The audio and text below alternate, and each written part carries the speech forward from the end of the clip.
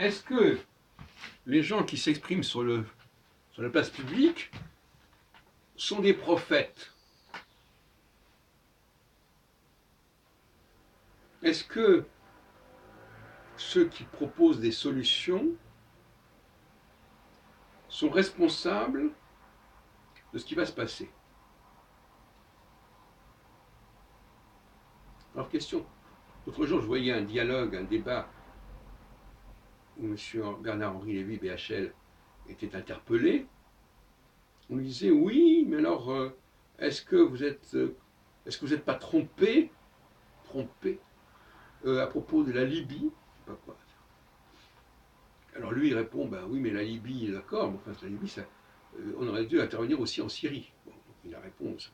Mais de toute façon, l'histoire n'est pas une science exacte au sens de l'histoire, pas la science historique, mais la façon dont l'histoire se déroule n'est pas une science exacte. Attention, ne faisons pas dire ce que je n'ai pas dit.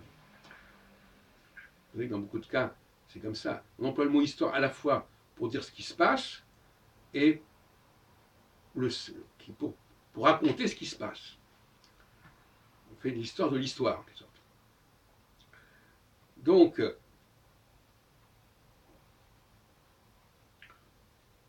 il est hors des questions, ça c'est le rôle du sociologue aussi, plutôt, moi je suis pour une socio-histoire, il est hors de question de prophétiser comment les choses vont se passer dans le détail et en dernière instance. Même si on reste dans le domaine de l'astrologie, il y a des configurations cycliques, des interpénétrations cycliques qui se complètent et qui s'additionnent, et dont on ne peut pas affirmer que ça va donner ceci ou cela. On peut décrire les forces qui seront en présence, on peut décrire à quel moment certains rapports de force vont évoluer, parce que certains cycles vont démarrer autre chose, et d'autres vont s'arrêter, etc. Mais la résultante finale, elle nous échappe. Alors, il faut être un peu naïf pour reprocher à quelqu'un d'avoir enclenché quelque chose et que le résultat ne soit pas exactement ce qu'il espérait, ou en tout cas ne paraisse pas optimal.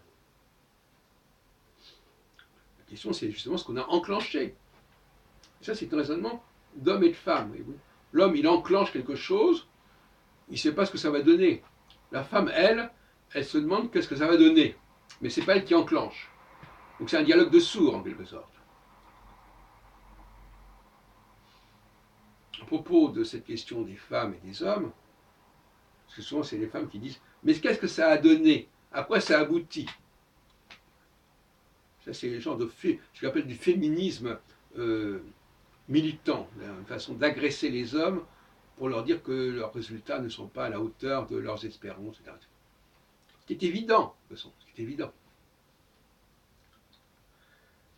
Mais chacun a son rôle à jouer, chacun parle de son point de vue, chacun voit midi à sa porte.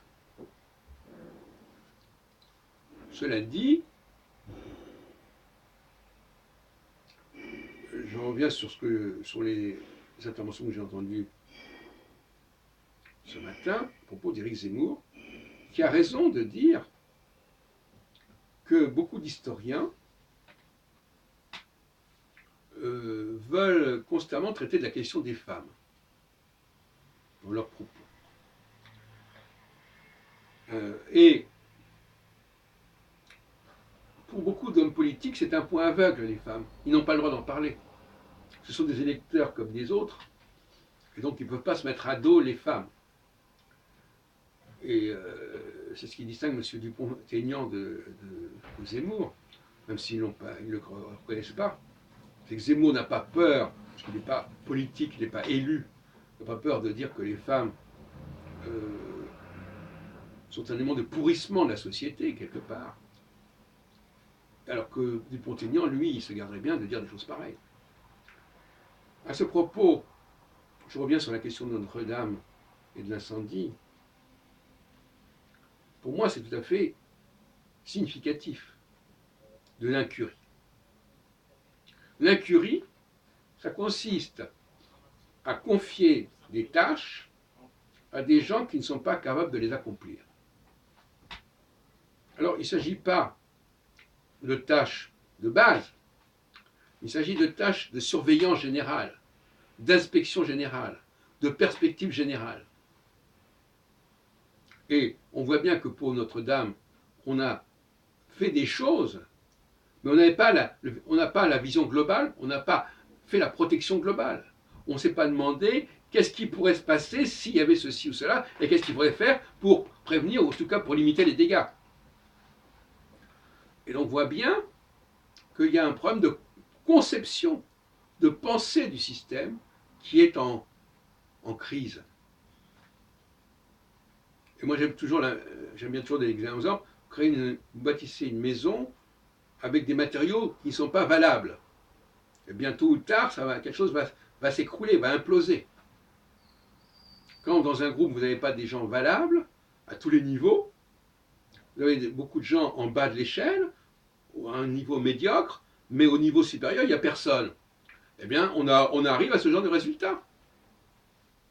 Incurie. Et quand il y a trop de femmes dans des postes qui devraient être réservés à des hommes, on a de l'incurie, tout simplement. Voilà ce que j'ai à dire. Notre-Dame en est un très bel exemple, tragique.